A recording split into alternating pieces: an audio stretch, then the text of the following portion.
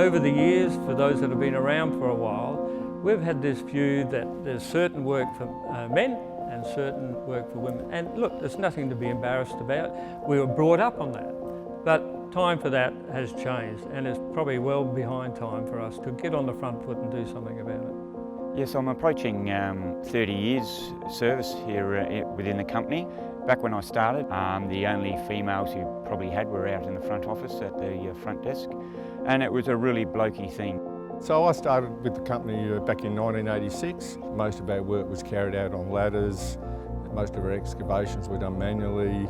Basically, it was a fairly labour-intensive role. We have a lot of equipment now, which makes the work so much safer and easier for all employees. We have work procedures and like that everybody should follow, not just females, so it doesn't really depend on your strength so much. When first starting, I didn't really think about the fact that it was a male-dominated industry. I just sort of come in. The most nervous part about it was just starting a new job. I think it was a bit of an adjustment for the others, but we got there.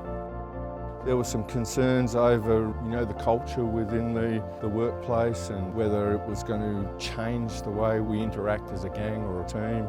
Mainly in the trucks was a male-dominated conversation, so some of those were concerns. There is a bit of banter and stuff like that goes around, but I'm more than happy to be involved. I do really enjoy the team environment. I play a lot of team sports. We found that Kate was able to perform the work like anyone else. She fitted into our group quite well. I don't think things have changed too much at all. A lot of people are surprised when I tell them what I do. A lot of people don't understand what a linesman is anyway, so you have to explain the role, and once they understand, they are quite surprised that there's a girl doing that role. So people are a little bit shocked, especially when I go out on the weekends. My licence is a HR licence, so when I go out and have to hand over my licence to even security guards, they sort of go, "Oh, you're a truck driver." Like that's a bit strange, and sort of we all have a giggle about it, and then we sort of move on from there.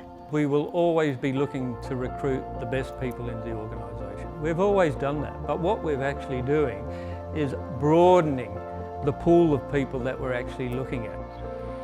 Everyone just works as a team, and there's not ever been, well, you can't do something because you're a female. It's just, well, you're part of the team, so everyone chips in and gets it done.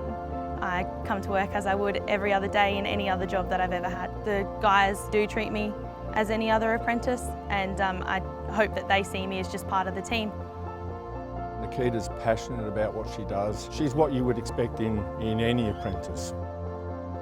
This is probably the most exciting time to join our industry.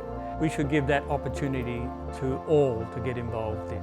And having got here, that they can actually reach the potential in SA Power Networks if they wish.